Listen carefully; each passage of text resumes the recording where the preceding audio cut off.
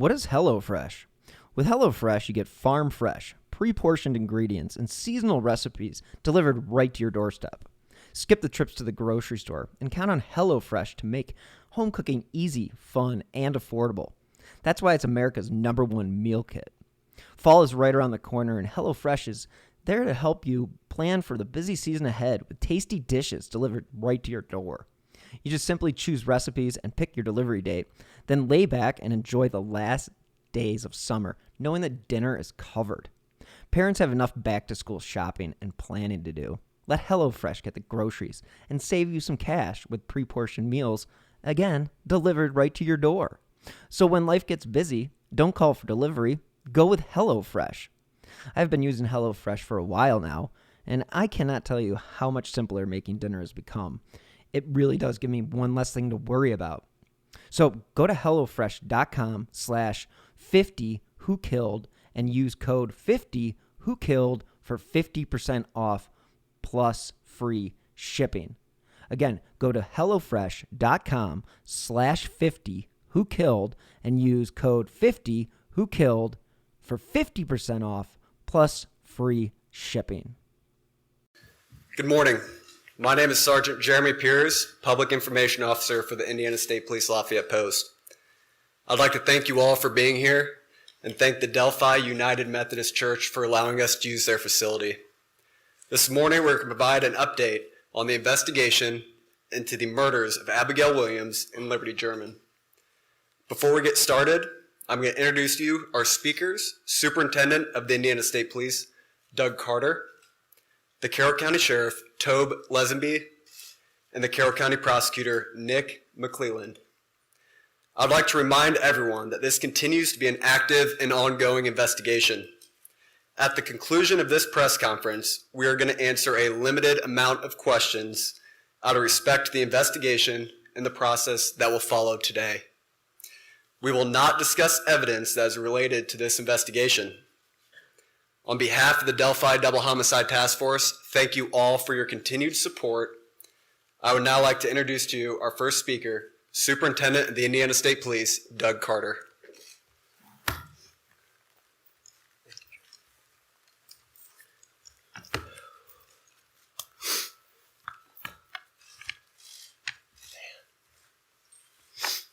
Give me just a second here.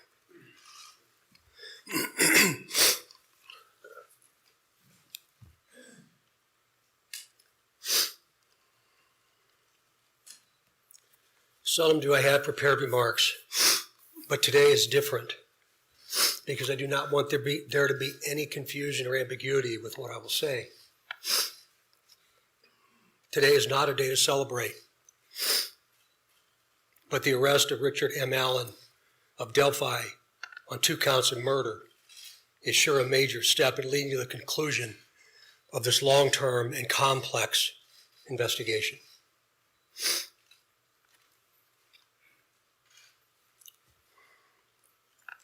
First, I'd like to speak directly to Anna, Mike, Becky, Kelsey, your extended families, along with the entire Delphi community that certainly has grown and now includes our nation and even many countries around the world. I am proud to report to you that today, actually last Friday, was the day, and an arrest has been made. Thanks to literally hundreds of media outlets that have been steadfast in reporting and keeping the memories of Abby and Libby front and center.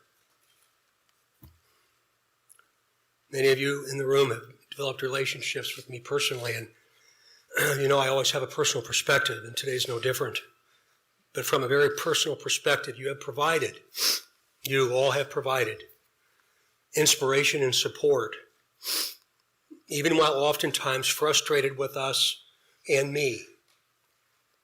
You continue to encourage the efforts, and you too believe that one day we would all be here participating and sharing this news. To the entire law enforcement community, which includes all local, state, and federal agencies, which are far too many to specifically mention today, thank you, thank you, thank you. We are going to continue a very methodical and committed approach to ensure that if any other person had any involvement in these murders in any way, that person or persons will be held accountable. Since the murders of Abby and Libby, 2,086 days ago, the daily investigative team has worked tirelessly and is certainly worthy of mention today. Specifically, Sheriff Linsonby, the Sheriff of Carroll County, Detectives Tony Liggett, Detective retired Kevin Hammond, former Delphi Chief and now the prosecutor's investigator Steve Mullins, State Police First Sergeant Jerry Holman, Detectives Jay Harper, Dave Vito, and Brian Harshman, along with members of the United States Marshal Service, specifically Agent Jeremy Clinton and Agent Bill Colfers. With them today is Dan McClain, the U.S. Marshal, appointed U.S. Marshal. Our state police analyst, our scientist from many different disciplines within our laboratory division, Mrs. Kathy Shank, for your incredible dedication to detail and to so many others that I know I've missed. I really believe that Abby and Libby would be proud of you for standing strong, even in the face of immense pressure and perpetual criticism. Some of these individuals have postponed retirement, passed on promotional opportunity, have dedicated personal time away from their families, given up nights, weekends, and holidays, all while in the pursuit of accountability for Abby and Libby. I know that today's announcement will not diminish your resolve, and I hope you have found just a bit of peace in this most complicated world. This is really important. While I know you are all expecting final details today concerning this arrest, today is not that day. Today is not that day. This investigation is far from complete, and we will not jeopardize its integrity by releasing or discussing documents or information before the appropriate time. Prosecutor Nick McClellan, of course, will share additional information about what we can and cannot say, and also explain to you why the probable cause affidavit is temporarily sealed by the court and not available.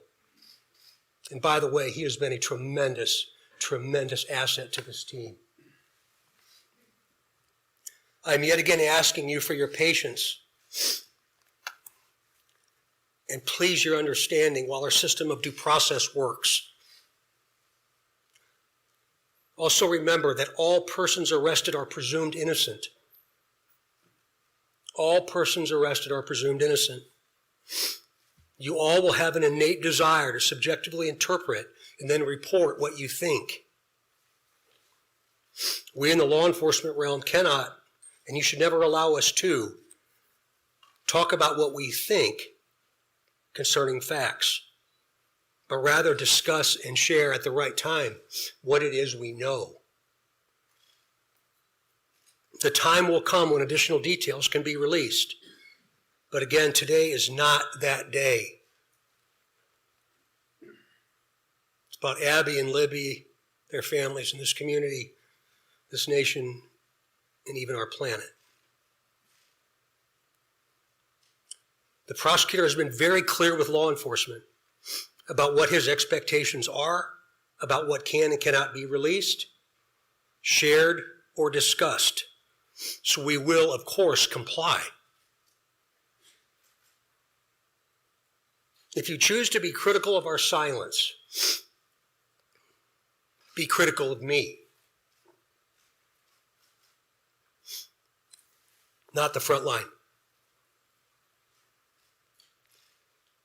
These are the folks that have committed their entire lives to a successful conclusion. In other words, a guilty verdict. As we move to the next phase of this investigation, I will continue to offer all resources that the ISP has to not only the investigative team that I anticipate growing, but also to Prosecutor McClellan as we prepare for the coming months. Again, Nick has been very resolute and very clear, and I'm most grateful for his leadership. And it's going to be really important as we move forward. Please continue offering tips that you would like to share. The many avenues to report will remain open and will be available to all. Please continue doing that. In closing, I stand before you in this church and very place where we held our first briefing nearly 6 years ago, and just hours after the murders of Abby and Libby. Right here.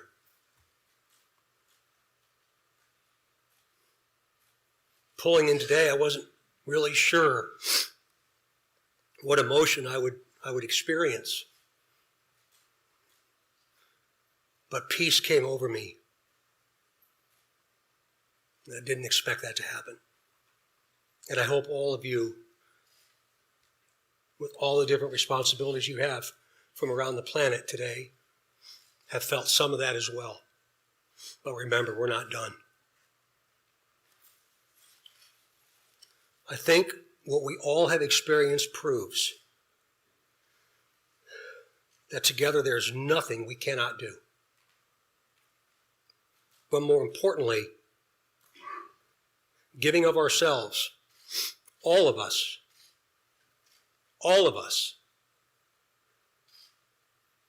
giving of ourselves matters more than what we could ever receive.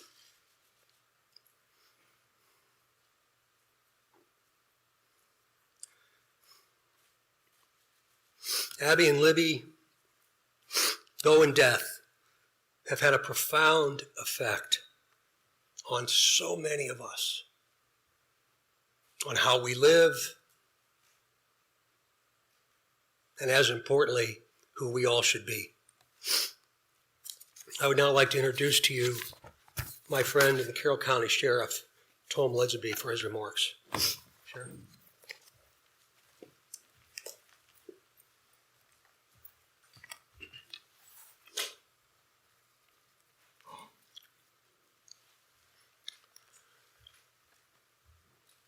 I believe in a God of justice and righteousness. Today, I believe that same God has provided us with justice for Abby and Libby. As Sheriff of Carroll County, Indiana, I want to publicly and sincerely thank each individual who played a role in helping us during this 5.5-year investigation. Whether it was in an investigative capacity, providing tips, cards or letters of suggestions or encouragement, phone calls, and thousands of other countless ways of communicating. I earnestly thank those who prayed for this moment in time.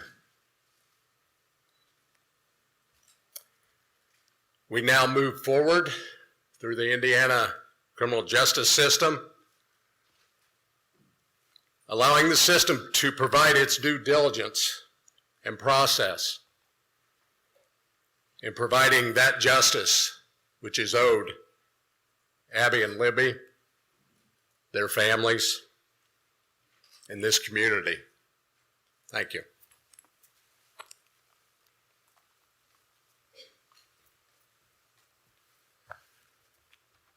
Welcome, everybody. My name is Nicholas McClellan. I'm the Carroll County Prosecutor, and before we get started, I want to reiterate some of the things that Sheriff Lesenby and Superintendent Carter stated. I first want to thank both of them. They've been a great support to my office throughout this investigation. They've always been there for a phone call and always been willing to help a hand or a line of assistance to me and my office during this investigation. I want to thank the team behind me. This is the Homicide Task Force team that we've put together. Thank them and thank their families for being so understanding for the many nights they've worked away from their families, away from their children. There are many dates in a lifetime that you're going to remember. The date your children are born, the date you're married, the date you buy a first house, the date Abby and Libby went missing.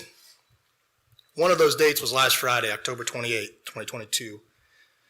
At that time, we had gathered evidence to formulate a PC that we submitted to the court, and the judge did find probable cause for an arrest of Richard Allen. He's been charged with 2 counts of murder for the murder of Abigail Williams and Libby German. This investigation is still very ongoing. We're keeping the tip line open, the tip email open. We encourage everybody to continue to call in tips, not only about Richard Allen, but about any other person that you may have. For that reason and for the nature of this case, the probable cause and the charging information has been sealed by the court.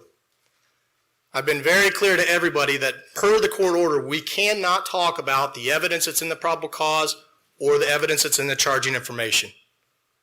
That will become evident to you at some point and it will be released, but right now is not that day. Today's about Abby and Libby, focusing on them. Mr. Allen has had his initial hearing. He's entered a preliminary plea of not guilty. The matter's been set for a pretrial on January 13th at 9 a.m., 2023, and a trial date of March 20th, 2023 at 9 a.m. He is presumed innocent. We will have an opportunity and day in court when we can present the evidence that we have against him. But until that day, he is presumed innocent. I want to open it up to a few limited questions from the audience. But again, keep in mind, we are not going to talk about the evidence that we have in this case or about the charging information. We cannot. Those things have been sealed by the court. And so I want to open up a few questions. Prosecutor, when did Richard Allen become a suspect, and do you think he acted alone? Again, that's part of the investigation, so I'm not going to talk about those things. What I can say is that we have probable cause established by the court for his arrest, and he is in custody. He's being held currently without bond. How long has he been a suspect? I'm sorry? Again, that gets into the evidence we have of the investigation, and I know from everybody it's frustrating. I know everybody, not only reporters, but the family, everybody wants to know more information. I understand it's frustrating, but my goal is to maintain the integrity of this case. Superintendent Carter, you had said that you believe that you had spoken to the suspect or the suspect's family 2 years ago. Is this man one of those people? Again, we're going. I appreciate the question, but we're getting into the timeline of events, and today's not the time to do that. Can you talk about how rare it is? Family, I know you've had a lot of conversations with them. We were almost in tears pretty much when we started off this press conference. Can't imagine how emotional it is for everybody that's worked on this case. What was your conversation first like with the family of Abby and Libby when you were able to tell them you finally got the suspect? It was a very personal moment for me, and I think it was a very personal moment for them, for all of us that have had interaction with the family. We developed a relationship that I think is going to last at least one lifetime, and maybe a second. So it was a very, very, very sad yet a very humbling experience. Superintendent, you asked for tips, you detective work, there was a reward for $325,000. Did this all come together to make this nexus? Is that the combination of all 3 things that led us to this day, or is it one or the other? Well, eventually you'll be able to see what led us to this day, but again, today's not that day. To include the reward, you mentioned that, Raphael, about the reward itself, and again, very premature for us to talk about that. There's still a tremendous amount of work to do. What would you say that Abby and Libby have taught you in depth that we can remain to continue on with?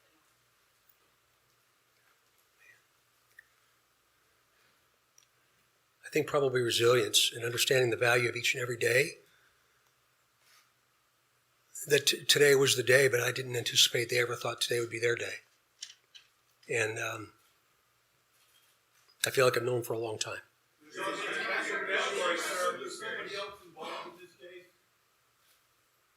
Excuse me? Do you assume there's any other individuals involved in this case? We haven't closed the door on the investigation, and so that's why we keep the tip line and the tip email open. And so we're not presuming anything at this point, but we're going to continue to take tips, continue to take any information anybody has. And as we've done with all the information we've gathered, we're going to look at that and examine that and see where it leads us. Mr. Prosecutor, can you explain the law? You've asked the court, based on this investigation, that these documents should remain out of the public view. Can you explain, without getting into the details of what's in the documents, well, this is not regular. Usually a public hearing is held. We should be able to see all the documents, right? Sure, But sure. you made a decision. Can you explain your decision as to why you believe that maybe for the next 30 days, no one in this room should have access to those records? Sure. It is unusual. We don't do it very often in all the cases that we handle here in Carroll County. We did it in this case because the investigation is still open. And while all cases are important, the nature of this case has some extra scrutiny with it. And so my office, felt it was important to seal those records. There will be a public hearing on whether or not those records are going to remain sealed or not. There'll be public notice for that hearing so that everyone can attend, but there will be a hearing to determine whether or not they're going to stay sealed. But for now, to me, it's about protecting the integrity of this case. I want to have an opportunity at some point to have an opportunity in court to explain the evidence and for that not to be tarnished or tainted or anything like that. Again, he's presumed innocent. And so it was important for me in this case to do that. Hold on just a minute. We're not going to comment on that right now as part of the investigation. Again, we just encourage everybody to continue to call in tips if they have them about anybody, and we'll examine those tips. How does it feel for you guys to have searched nationwide for nearly 6 years, going all over the place, only to find your guy, down the street from your office? That's a hard question to answer. It's a mixed emotions. I've been watching the news all weekend like everybody else has, and I think a lot of the members of the public said it right. It's bittersweet. It's a step in the right direction. It's concerning that he's a local guy. So I think just different emotions. Again, this is a step in the right direction. This is the first step into getting into court and having a trial. And so.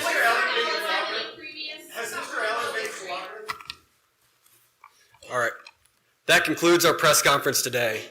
Shortly, I will be releasing a press release that will have his photo and a couple more details that'll also be here for handout.